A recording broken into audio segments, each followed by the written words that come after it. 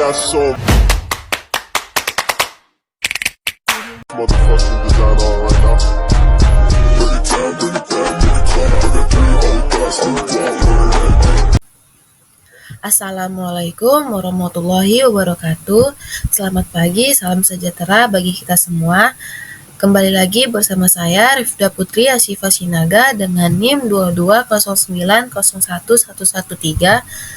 Pada kesempatan kali ini, saya akan memaparkan materi yang berjudul Pemberdayaan Masyarakat Marginal, Studi Kasus Pembinaan dan Pemberdayaan Anak-anak Jalanan di Kawasan Tanah Abang dan sekitarnya.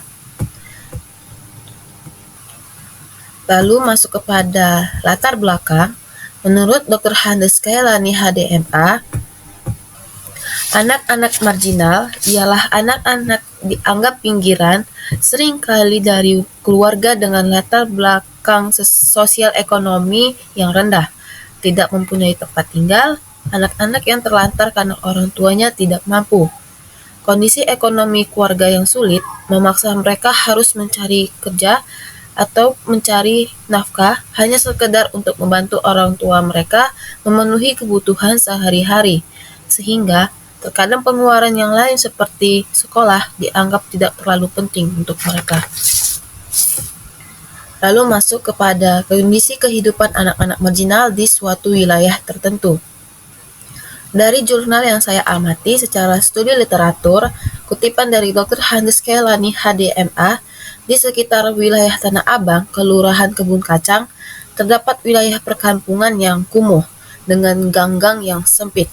Di wilayah perkampungan ini ada banyak sekali anak-anak yang tidak mampu dan mereka terancam tidak bisa melanjutkan pendidikan karena tidak mampu membayar biaya sekolah.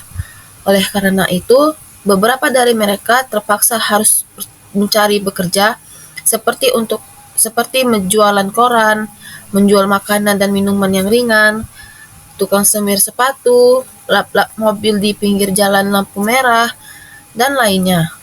Di sekitar tempat tinggal mereka juga ada orang dewasa, bukan hanya anak-anak saja, dengan berbagai pekerjaan, seperti wirausaha kecil, preman, maupun pengangguran. Selanjutnya, masih dalam kutipan Dr. Handes Kailani HDMA, beberapa masalah yang sering ditemukan pada kelompok anak-anak marginal, yaitu salah satunya putus sekolah demi mencari uang. Setelah mencari uang, mencari nafkah di jalanan, setelah pulang mereka mendapatkan kekerasan, pukulan karena pendapatan yang tidak diterima sesuai keinginan. Seperti misalnya mereka sudah ditargetkan hari ini untuk dapat berapa.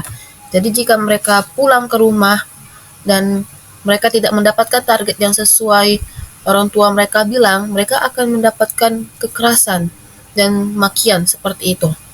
Bahkan tidak diberi makan.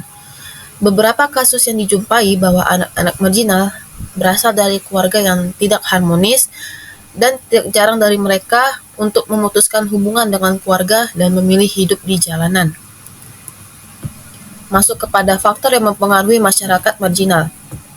Yang pertama ada faktor ekonomi. Masyarakat marginal seringkali hidup dalam kemiskinan dan tidak memiliki akses yang memadai terhadap sumber daya ekonomi. Lalu yang kedua ada faktor pendidikan. Masyarakat marginal sering memiliki akses yang sangat terbatas terhadap pendidikan, sehingga sulit untuk mereka meningkatkan keterampilan dan pengetahuan. Dan yang ketiga, faktor sosial. Masyarakat marginal seringkali mengalami diskriminasi dan marginalisasi dalam berbagai aspek kehidupan, seperti akses terhadap layanan kesehatan, pekerjaan, dan hak-hak sosial lainnya. Yang keempat, faktor geografis. Masyarakat marginal yang tinggal di daerah terpencil atau di pedalaman seringkali mengalami kesulitan dalam mengakses layanan publik dan infrastruktur. Dan yang terakhir ada faktor budaya. Beberapa kelompok masyarakat marginal memiliki budaya dan adat yang berbeda dengan mayoritas masyarakat lainnya, sehingga seringkali mengalami diskriminasi dan kesulitan dalam berinteraksi dengan masyarakat. Dan selanjutnya, Cara mengukur keberhasilan program pembangunan di masyarakat marginal. Yang pertama, meningkatkan kualitas hidup. Indikator keberhasilan suatu program pemberdayaan adalah meningkatnya kualitas hidup dari peserta program pemberdayaan. Lalu yang kedua, berkurangnya jumlah penduduk miskin. Sebuah negara yang bisa dikatakan maju ketika pembangunannya meningkat diiringi dengan kemiskinan yang menurun. Yang ketiga, partisipasi masyarakat. Program pemberdayaan yang berhasil adalah program yang melibatkan partisipasi aktif masyarakat dalam perencanaan, pelaksanaan, dan evaluasi program. Dan yang terakhir, peningkatan pendapatan. Keberhasilan program pembangunan juga dapat diukur peningkatan pendapatan yang dilakukan oleh masyarakat marginal. Lalu masuk dengan relasi dengan teori pembangunan.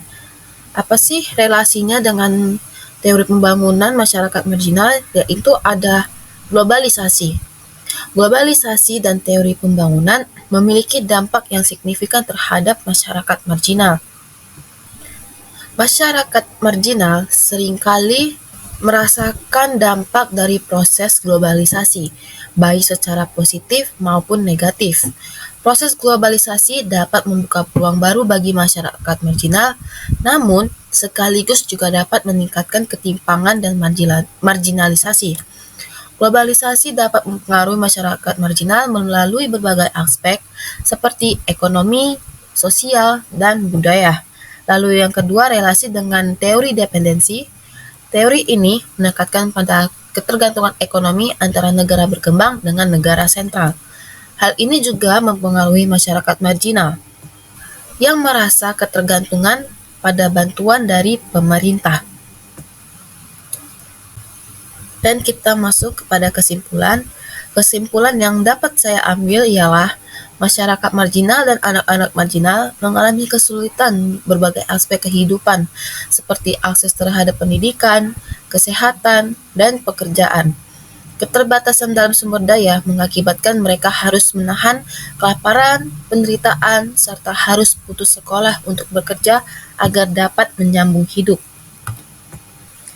Dan sedikit dari saya, mungkin untuk orang-orang tua, masyarakat marginal dan anak-anak marginal, mungkin bisa mengikuti pelatihan kewirausahaan dan mulai membuat kerajinan tangan agar dapat menghasilkan penghasilan untuk memenuhi kebutuhan sehari-harinya. Lalu untuk pemerintah, semoga pemerintah bisa memberikan tempat tinggal yang layak untuk mereka dan memberikan kemudahan untuk mengakses lowongan pekerjaan untuk mereka. Dan sekian dari saya. Mungkin cukup sekian yang dapat saya sampaikan. Saya berharap hasil presentasi yang saya berikan bisa bermanfaat kepada semua orang.